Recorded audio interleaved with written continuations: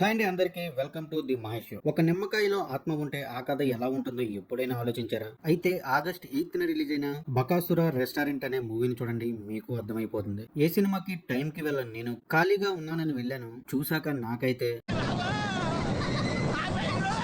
మీలో ఎవరైనా ఖాళీగా ఉంటే ఒక్కసారి ట్రై చేయొచ్చు అనిపించింది. రివ్యూలోకి వెళ్లే ముందు మీరు గనక మన ఛానల్ ని సబ్స్క్రైబ్ చేసుకోకుండా చూస్తుంటే ఛానల్ అయితే సబ్స్క్రైబ్ చేసుకోండి. కమెడియన్ ప్రవీణ్ హీరోగా వైవా హర్ష, షైనింగ్ పని, కేజీఎఫ్ గరుడరామ్ మెయిన్ లీడ్ లో వచ్చిన ఈ Bakasura restaurant written and directed by SJ Shiva garu. హీరోకి ఉండే 50 లక్షల రెస్టారెంట్ కల ఒక హోటల్, ఒక నిమ్మకాయ, ఇంకా ఒక ఆత్మ, ఇలా అన్ని మిక్స్ చేసి వచ్చిన హర్రర్ కామెడీ ఎమోషనల్ ఎంటర్టైనర్ అని చెప్పాలి ఈ బకాసుర రెస్టారెంట్. పరమేశ్ అలియాస్ ప్రవీణ్ తన ఫ్రెండ్స్ తో కలిసి ఒక రూమ్ లో లైఫ్ లీడ్ చేస్తూ ఉంటాడు. తను చేసే జాబ్ లో సాటిస్ఫాక్షన్ లేకపోవడం వల్ల 50 లక్షలతో ఒక పెద్ద హోటల్ పెట్టి బిజినెస్ చేయాలని డ్రీమ్ గా పెట్టుకుంటాడు. అయితే దానికి వాళ్ళ ఫ్రెండ్స్ యొక్క సపోర్ట్ కూడా ఉంటుంది. ఆ డ్రీమ్ ని ఫుల్ఫిల్ చేయడానికి వాళ్ళు వేసిన పథకం ఏమిటి, వాళ్ళ లైఫ్ లోకి ఒక నిమ్మకాయ ఏ విధంగా వచ్చింది, ఆ నిమ్మకాయలో ఉన్న ఆత్మ ఎవరిది, చివరికి ఏమైంది అనేది సినిమాలోనే చూడాలి. గుర్తుపెట్టుకోండి, నిమ్మకాయ అంటే ఒక ఫ్రూట్ అనుకుంటే మాత్రం పొరపడినట్లే, ఎందుకంటే ఆ నిమ్మకాయలో ఒక ఆత్మ ఉంటుంది. ఈ సినిమాకి పాజిటివ్స్ గురించి చెప్పాలంటే హర్రర్ తో పాటు అక్కడక్కడ కొన్ని ఎమోషనల్ మూమెంట్స్ అయితే బాగా వర్క్ అయ్యాయి. ముఖ్యంగా ఇంటర్వెల్ బ్లాగ్ చాలా ఎంగేజింగ్ గా ఉంది.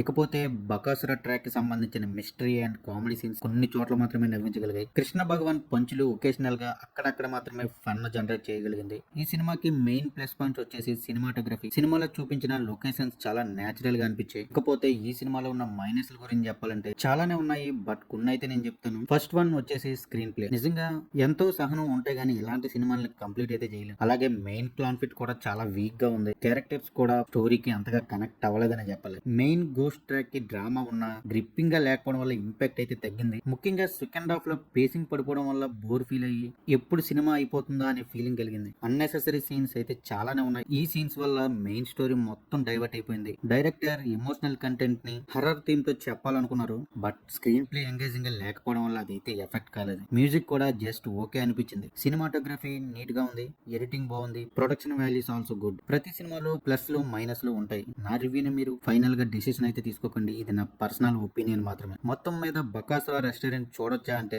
ఎమోషనల్ హర్రర్ కామెడీ సినిమాలను ఇష్టపడే వాళ్ళు ట్రై చేయండి, బహుశా మీకు నచ్చొచ్చు. అక్కడక్కడ వచ్చే కొన్ని fun moments and emotions connect అవుతాయి. మీరు నాలా ఖాళీగా ఉంటే ఒకసారి ట్రై చేయండి, తప్పులేదు. మీలో ఎవరైనా సినిమా చూసారా, చూస్తే మీకు ఎలా అనిపించిందో కామెంట్ లో చెప్పండి. మీరు కనుక ఇంకా మన ఛానల్ ని సబ్స్క్రైబ్ చేసుకోకుండా చూస్తూ ఉంటే ఛానల్ సబ్స్క్రైబ్ చేసుకోండి, చేసుకుంటారని అనుకుంటున్నాను. Thank you guys, thanks for watching. This is Mahesh signing off. జై హింద్.